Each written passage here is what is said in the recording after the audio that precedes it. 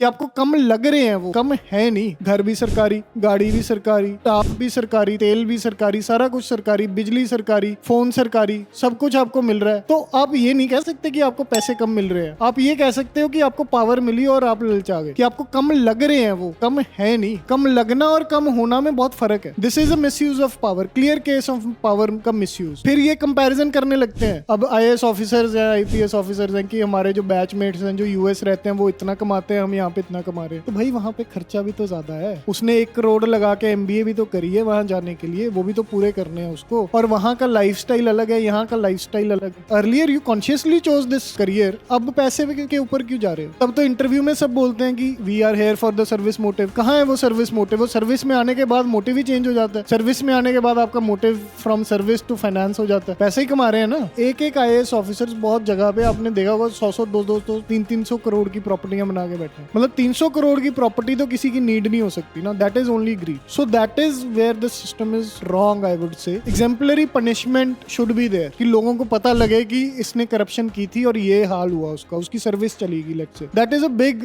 एक हिंड्रेंस बने करप्शन के लिए, लोगों के लिए। बट अभी तो ऐसे कुछ नहीं है। हम तो ये कह रहे हैं कि जो बंदा गलत करे उसको पनिशमेंट मिलनी चाहिए, बाकी तो खुद ही हट जाएंगे करप्शन से। That is what I am trying to से।